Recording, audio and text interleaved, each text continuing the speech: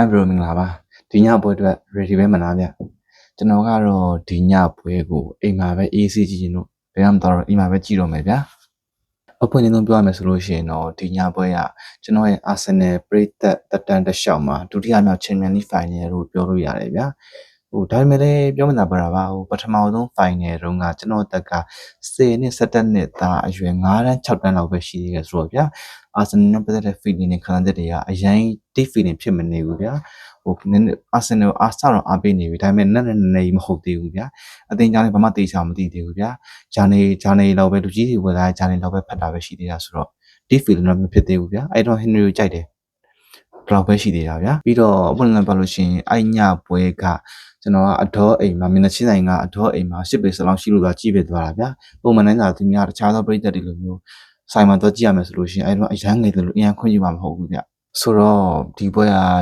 ခံစားချက်ပိုင်းနဲ့ပြောရမယ်ဆိုလို့ရှိရင် deep feeling ပိုင်းနဲ့ပြောရမယ်ဆိုလို့ရှိရင်တော့ကျွန်တော်တို့ဒီပွဲကပထမဆုံးဥရောပချန်ပီယံလိဖိုင်နယ်လို့ပြောလို့ရတယ်ဗျဥရောပဖိုင်နယ်လို့ပြောရင်လည်းရတယ်ဗျဘာလို့ဆိုယူဗာလိကိုကျွန်တော်ထင်မတတ်တော့ဘူးဗျဒီညာပွဲနဲ့ပတ်သက်ပြီးတော့ကျွန်တော်ရှင်တော့နည်းနည်းတုံနေပေါ့ဗျာဒါပေမဲ့စိုးရင်လားဆိုတော့တိတ်တော့မစိုးရင်ဘူးဗျဘာလို့လဲဆိုတော့ကျွန်တော်တို့ကစားသမားတွေရဲ့ passion နဲ့အသင်းပေါ်ပေးဆက်တဲ့စိတ်ကိုတကယ်ယုံကြည်လို့ဗျာဒီညာပွဲမှာဘယ်လိုရလဲထွက်လာမလဲ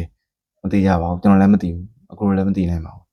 ဖလားအာဆင်နယ်အသင်းဖလားရမလားမသိကြပါဘူးဘယ်သူမှမသိပါဘူးဒါပေမဲ့သိကြတာတစ်ခုကဒီညာပွဲကခြေစွမ်းပိုင်းအရတော့လကောက်စိတ်တပိုင်းရတော့လကောက်ကျွန်တော်အသင်းကမိနစ်90ပြည့်လုံးဝအရှုံးခံမှာမဟုတ်ဘူးဆိုတာပဲဗျာခြေစွမ်းပိုင်းလုံးဝအရှုံးပေးမှာမဟုတ်ဘူးအတကုံကန်ကြမယ်ဆိုတော့အဲ့တခုကိုသိကြတယ်ဗျာအဲ့ဒါကြောင့်မို့လို့ကျွန်တော်ဒီကိစ္စနဲ့ပတ်သက်ပြီးတော့ကျွန်တော်မစိုးရင်ဘူးဗျာရှုံးနိုင်တာတော့တိုင်ပွဲဆိုတော့အရှုံးနိုင်ရှိမှာပဲဗျာဒါကတဘာမှမထူးဆန်းဘူး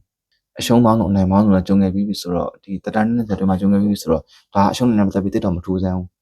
ဒီတော့အရှုံးနိုင်တဲ့ပတ်သက်ပြီးတော့တိတ်တော့မစိုးရင်ဘူးဗျာဒါပေမဲ့ရှင်တုံနာဘာကြောင့်လဲဆိုတော့ဒီညကကျွန်တော်အသင်းသမိုင်းကြောင်းရဲ့ history making moment ဖြစ်လာနိုင်လို့ပဲဗျာကျွန်တော်အသင်းရဲ့ဒီမရှိမဲ့ရှုမဲ့အစုအဖွဲ့လေးကအသင်းရဲ့သမိုင်းကြောင်းတစ်ခုလုံးပြောင်းပြန်လှန်ပြနိုင်တဲ့ history making moment ကိုဖန်တီးမှနိုင်မဲ့အစုအဖွဲ့လေးဖြစ်လာနိုင်လို့ကျွန်တော်ရှင်တုံနာဗျဘာသာတော့ဒီညပတ်သက်ပြီးဘယ်လိုနေလဲဗျ